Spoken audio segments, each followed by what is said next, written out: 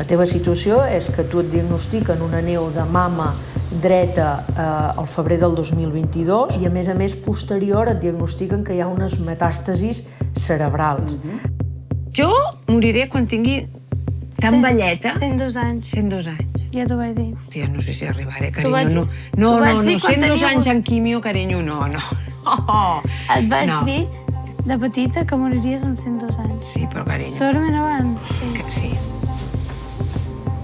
Una cosa es que no lo vea, ¿no? Que las lesiones a nivel cerebral no están, y otra cosa es que haya algo circulando. Vale, por la metástasis, pero las lesiones que teníamos de antes... Esto no se ve, ahora mismo no se ve.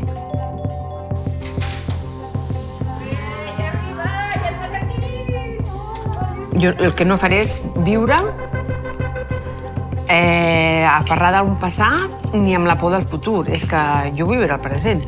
El que interessa és que jo durant molts anys pugui fer servir Nertu, però sense fer mal al meu cos. Per això ara tenim una dosi baixeta i anem fent. M'han salvat 2 vegades la vida, Marta. O sigui, estic agraïda a la vida i a tot, però clar, és que arriba un moment que dius és que cada 3 setmanes porto durant quasi 3 anys quimio.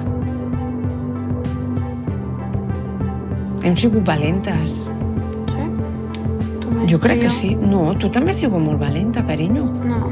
Escolta'm una cosa, has sigut molt valenta. T'han dit 2 vegades que la teva mare podia morir. Tens por? Mira, ja ni penso.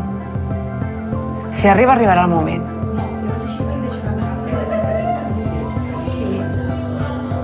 La topa fuera. Venga, topa fuera. Teta fuera, cerebro fuera, todo fuera.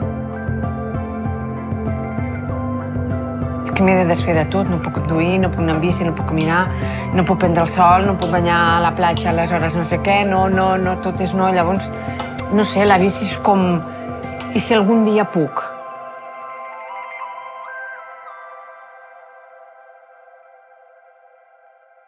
Meritxell! Carinyo, m'ajudes a baixar la bici? Sí. Ja t'has decidit si vendre-la o no? Bueno, mira, no ho sé. De moment la netejaré. Però si igualment tampoc la pots fer servir. Bueno, ja, però no se sap mai, carinyo. No s'ha de perdre mai l'esperança. Ajuda.